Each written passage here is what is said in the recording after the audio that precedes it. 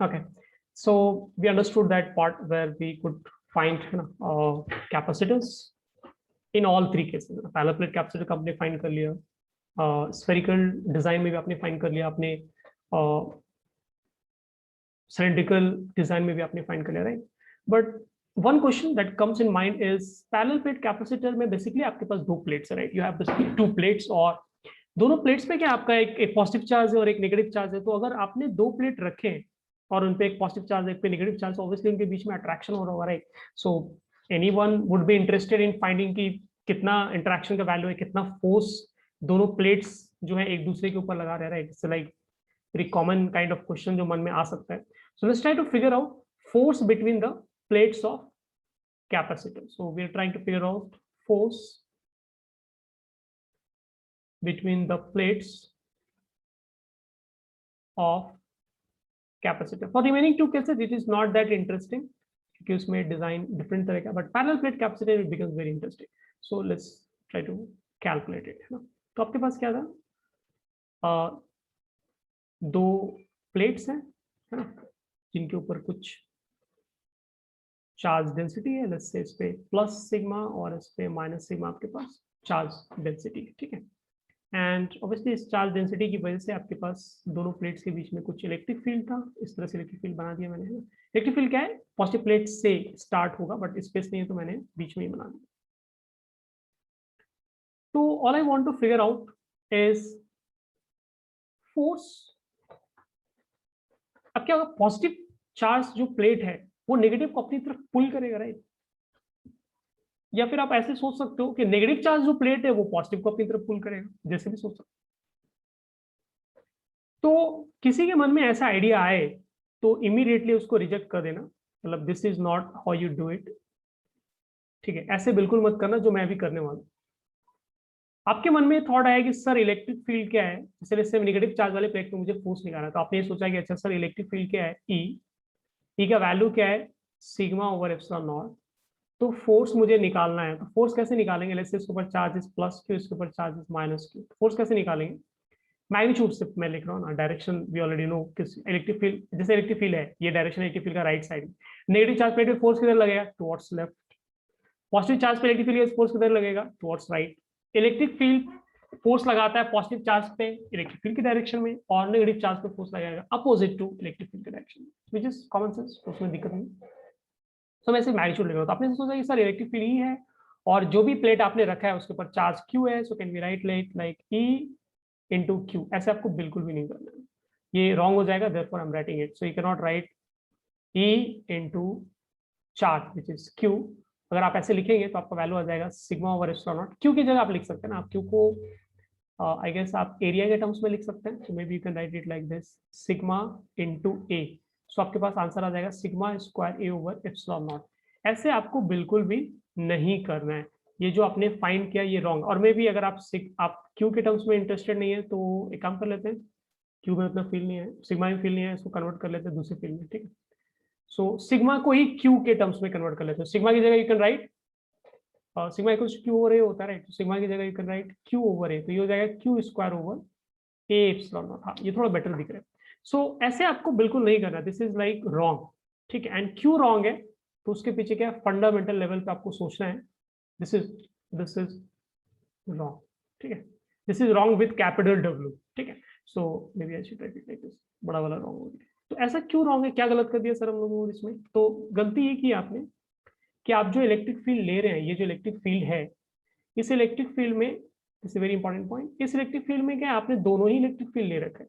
इस electric field में positive plate की वजह से क्या इलेक्ट्रिक फील्ड आएगा, आपने वो भी लिया है, और नेगेटिव प्लेट की वजह से क्या इलेक्ट्रिक फील्ड आएगा, आपने दोनों ही कंसिडर करके रखा. तो दोनों का इलेक्ट्रिक फील्ड ले रहे हैं और आप फिर बोल रहे हैं कि पॉजिटिव चार्ज प्लेट पे क्या फोर्स लगेगा, तो रॉन्ग हो गया ना.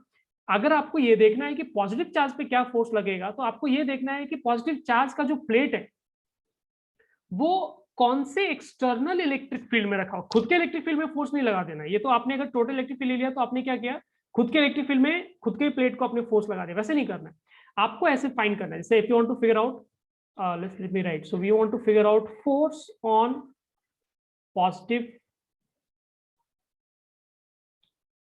चार्ज्ड प्लेटलेट्स, ठीक है?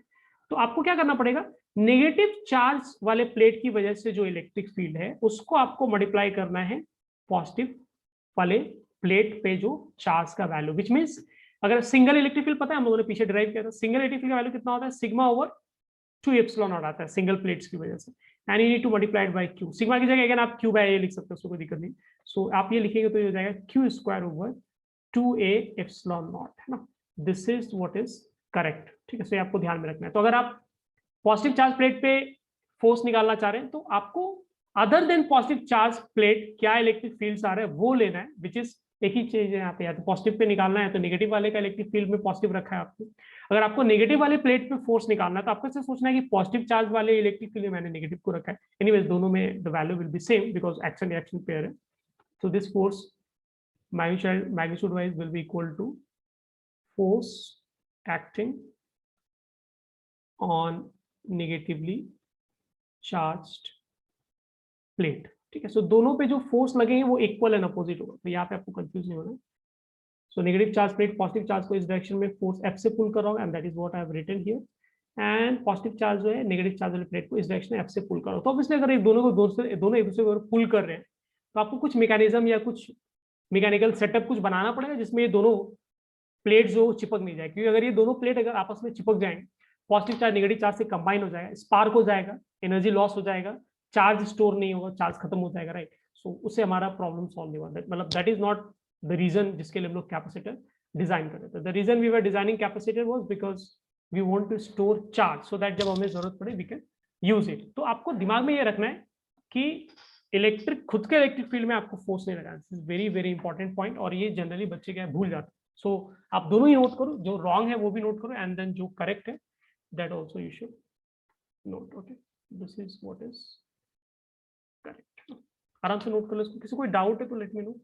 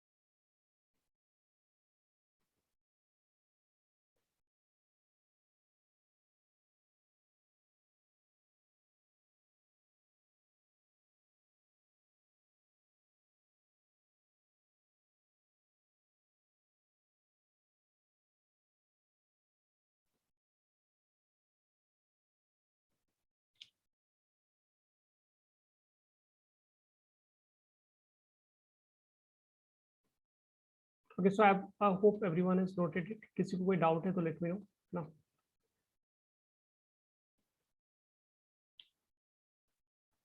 Okay, so कोई doubt नहीं है, that's great. So basically this was it for today's session है ना. तो आज हम लोग इतना ही cover करेंगे.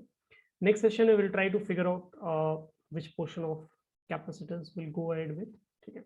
So that's it for today. Thank you everyone.